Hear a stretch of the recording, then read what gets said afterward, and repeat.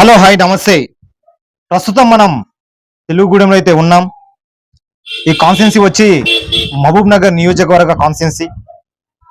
ఇక్కడ కాంగ్రెస్ పార్టీ నుంచి మరి ఒకటే పార్టీ నమ్ముకో ఉండడానికి గల కారణం అన్నగారు అని తెలుసుకుందాం. అన్న నమస్తే. అన్న నమస్తే.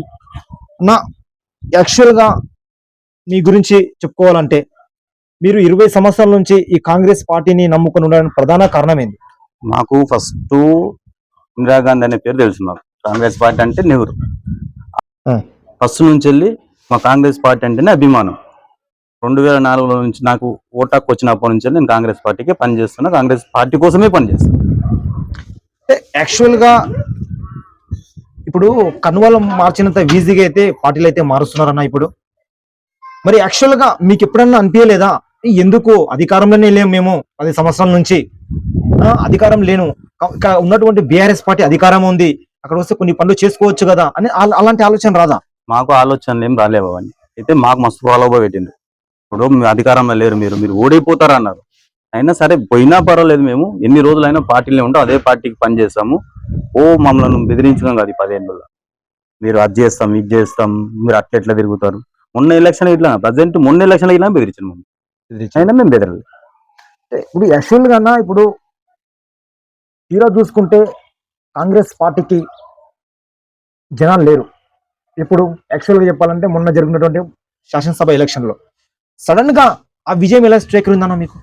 ఇప్పుడు మేము ఇచ్చిన గ్యారంటీలు కానీ వాళ్ళ మీద 10 ఏళ్ళు ఏం చేయలేదనే దాంతోన వీళ్ళు 10 ఏళ్ళు ఏం చేసలేరు, ఎందుకులే తెలంగాణ ఇచ్చిన పార్టీ కాంగ్రెస్ పార్టీ, వాళ్ళకు ఛాయిస్ ఇద్దామనే జనాల లోపల మార్పు వచ్చింది కాబట్టి మేము విజయం సాధించగలిగాం. యాక్చువల్ గా ఈ తెలుగుగూడెం నుంచి వస్తే ఇప్పుడు పార్టీ అధిష్టానం ఆదేశించి కంపల్సరిగా నువ్వైతేనే కరెక్ట్ ఉంటావు, నీలాంటి వ్యక్తి కంపల్సరిగా సర్పంచ్గా పోటీ చేయాలంటే ఎలా చూస్తాను? నేను యాక్చువల్ ఖచ్చితంగా సర్పంచ్కి పోటీ చేయాలనే ఉన్నా. ఇంతకుముందు మాకు నామినేటెడ్ పోస్ట్ ఇట్లా ఇస్తే అది వద్దు, సర్పంచ్కి నిలబడి సర్పంచ్ అయిన తర్వాత ఆలోచన చేస్తానని చెప్పి అధిష్టానానికి చెప్పినాం. అదే దాంతో అధిష్టానం ఇట్లా ఓకేలో ఉంది. అధిష్టానం కూడా ఓకేలో ఉంది. యాక్చువల్ గా ఇప్పుడు పార్టీ కోసం నిరంతరం కాంగ్రెస్ పార్టీ కోసం ఒక 20 సంవత్సరాల నుంచి 10 సంవత్సరాల నుంచి అంటే విజయానికి దూరంగా ఉన్న అపజయంలోనూ ఉన్నారు కాంగ్రెస్ పార్టీ. అయినా కూడా అదే పార్టీలో ఉన్నారు కొంతమంది మీలాంటి వ్యక్తులు. అలాంటి వ్యక్తులు కొంతమంది బాధలో ఉన్నారన్న. అది ఎందుకోసం అంటే బీఆర్ఎస్ పార్టీ బీజేపీ పార్టీ నుంచి ఎవరైతే ఉన్నారో వాళ్ళు ఏమైతుందంటే ఇప్పుడు గెలిచిన మరుక్షణమే పార్టీలు కన్వలు మారుస్తున్నారు. కన్వలు మార్చి మాకు ప్రాధాన్యత దొరకదేమో అనే ఆలోచనలో ఉన్నారు. వాళ్ళకి ఏం సజెషన్ ఇస్తారు? ఇప్పుడు ఫస్ట్ నుంచి పార్టీ కష్టపడ్డోళ్లకు గుర్తింపు అయితే ఉంటది. ఇప్పుడు ఏదో అవసరాల కోసం కండువలు మార్చొచ్చి వాళ్ళు పుట్టగడుపునికే దండలాడుతుంటారు. అంతేగాని పార్టీ మాత్రం ఈ పార్టీ ఖచ్చితంగా ఫస్ట్ నుంచి కష్టపడ్డానికి వాల్యూ ఇస్తారు, వాల్యూ అయితే ఇస్తుంది. కాకపోతే ఏంటంటే ఇప్పుడు వాళ్ళు ఏదో అవసరానికి వచ్చి ఆనే లీడర్ల చుట్టుముట్టు తిరిగి ఆనే సలాములు పెడుతుంటారు తప్ప పార్టీ మా అధిష్టానం మాత్రం ఖచ్చితంగా పార్టీ కోసం కష్టపడ ప్రతి కార్యకర్తకు న్యాయం చేయాలని ఉంది.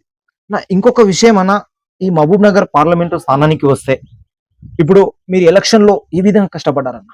ఎందుకంటే మీకు కూడా బెదిరింపు వచ్చిందా? ఎందుకు తిరుగుతారు, ఎలాగో ఓడిపోతున్నాడు, అనవసరంగా తిరిగి కావద్దని ఏమన్నా ప్రలోభాలు వచ్చాయి మీకు? ప్రలోభాలు అయితే ఏం రాలేవు మాకు. ఎందుకంటే నేను ఫస్ట్ నుంచి కాంగ్రెస్ కాబట్టి నాతోనికి ఎవరు రారు. నా ఎంబడున్న పిల్లలు ఉంటారు చూడు, నా కార్యకర్తలు, వాళ్ళకు కొంచెం నా అనుచరులకు ఫోర్సెస్ పెట్టిండ్రు అంతే. నేను నాతోనికి అయితే రారు. ఎందుకంటే వీడు మొండోడు, ఇన్నేళ్ల నుంచి వెళ్ళి అధికారం లేకపోయినా రాలేడు. ఇప్పుడు అధికారం వచ్చినాక మా ఎంబడి ఎందుకు వస్తారని నన్ను మాత్రం టచ్ చేయాలి.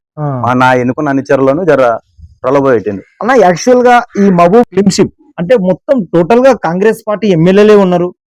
అలాంటిది ఈ మహబూబ్ నగర్ పార్లమెంటు స్థానం ఓడిపోవడానికి ప్రధాన కారణం ఏంది? ఇప్పుడు వాళ్ళు ఏదో మతాన్ని పెట్టుకొని ఇప్పుడు ఒక కాంగ్రెస్ వస్తే మందు గొంతులు కోస్తారు, అది కోస్తారని డొమ్మి మాటలు చెప్పడం. ఇక అది రామ జన్మభూమి, అది రామాలయంది, అది కొంచెం వాళ్ళకి అడ్వాంటేజ్ అయింది అంతే, ఏం లేదు. అక్షింతలు పంచడం వల్ల, ఇల్లు తిరగడం వల్ల, ఇట్లా దొంగ అబద్ధాలు చెప్పడం వల్ల జనాలు కొంచెం అరే నిజమే అవుతుందేమో అనే భ్రమలో పడి కొంచెం ఈసారి ఇది చేసింది. కాకపోతే ఖచ్చితంగా మేము గెలవాల్సిన సీట్ ఇది. ఎందుకంటే 7 కాన్స్టిట్యున్సీల్లో మా వాళ్ళు ఉన్నారు కాబట్టి గెలవాల్సింది. ఇంకా కాకపోతే ఇంకా కొన్ని అనివార్య కారణాల వల్ల తక్కువ మెజారిటీతో ఓడిపోవడం జరిగింది. అన్న యాక్చువల్ గా తెలంగాణ రాష్ట్రానికి బడ్జెట్ లో ఎందుకు ఆ విధంగా జరిగిందన్న? ఎందుకంటే బడ్జెట్ అనేది తెలంగాణ రాష్ట్రానికి ఏం కేటాయించలేదు. అదే కేటాయించకపోవడానికి ప్రధాన కారణం ఏంది? ఇప్పుడు తెలంగాణలో 8 మంది ఎంపీలు ఉన్నారు. ఆ? ఇప్పుడు ఆంధ్ర, ఇప్పుడు మోడీ గవర్నమెంట్ ఉండాలంటే ఒకటి ఆంధ్రప్రదేశ్, ఇంకొకటి బీహార్. ఉమ్. ఇప్పుడు ఆ 2 స్టేట్లు ఉంటేనే ఇప్పుడు గవర్నమెంట్ ఉంటది, లేకపోతే మైనారిటీ పడిపోతుంది. కాబట్టి ఆ 2 ప్రాధాన్యత వాళ్ళకే ఇచ్చిండ్రు. ఇప్పుడు మనతో తెలంగాణతో మాకేం పని లేనట్టు ఉండరు.